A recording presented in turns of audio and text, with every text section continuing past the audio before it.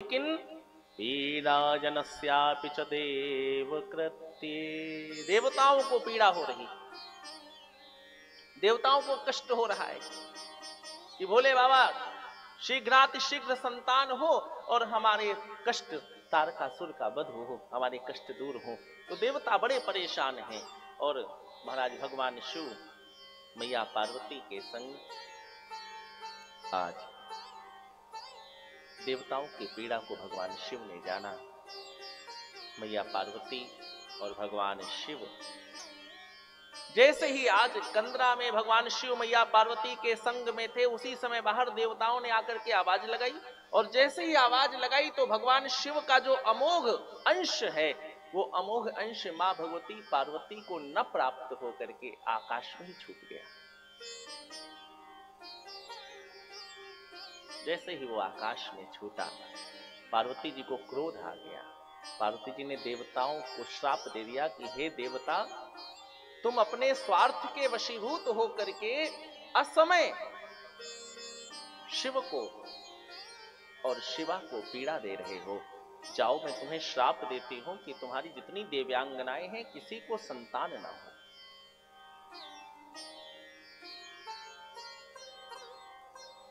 अब तो देवता लोग क्षमा मांगने लगे और महाराज वो जो भगवान शिव का अमोघ अंश है, वो अमोघ अंश जैसे ही दिशाओं ने उसे समेट लिया, 10 दिशाओं ने उसे केंद्रित कर दिया।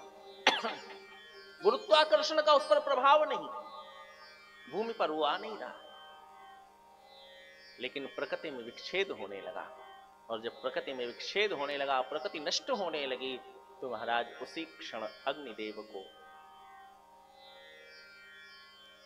महाराज भगवान शिव ने संकेत दिया। अग्निदेव ने कबूतर बन करके शिव के उस अंश को प्राप्त कर लिया। महाराज माता ने अग्नि को भी श्राप दे दिया कि जाओ, हे अग्नि, तुमने मेरे अंश को ग्रहण कर लिया है, तुमने मेरे भाग को स्वीकार कर लिया है, इसलिए मैं तुम्हें श्राप देती हूं कि तुम्हें शुद्ध और अशुद्ध का भान समाप्त हो जाए।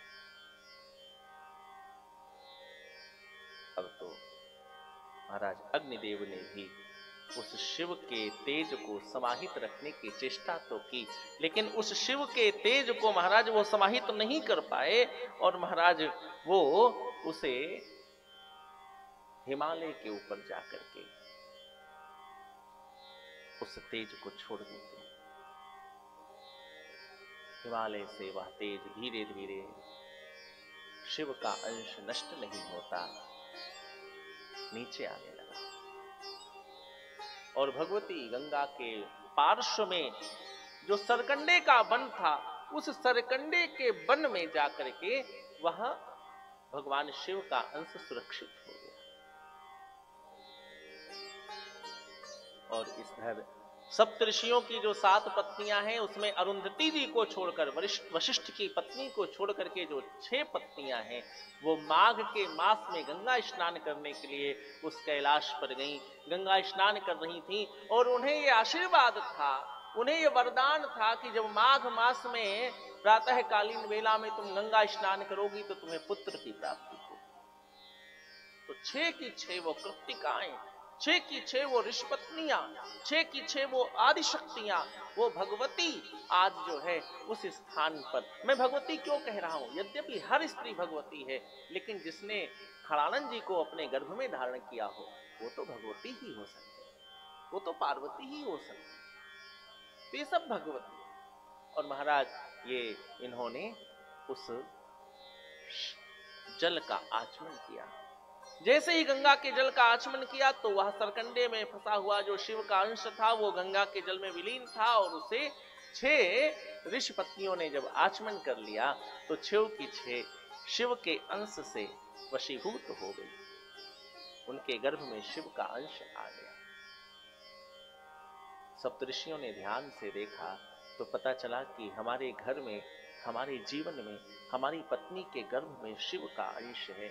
सब बड़े प्रसन्न हुए, सबने शिव तपस्या की,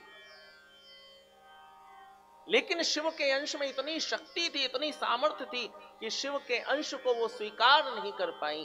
थोड़ा सा कुछ हल्का सा ले लो। और उन्होंने उस शिव के अंश को पुनः गंगा जी के पास के एक छोटे से परीक्षित में छोड़ दिया। महाराज, वह शिव पुत्र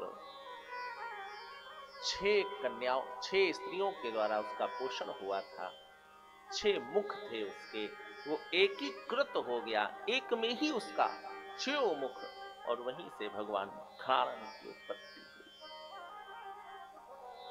कार्तिकेय की उत्पत्ति हुई। शिखी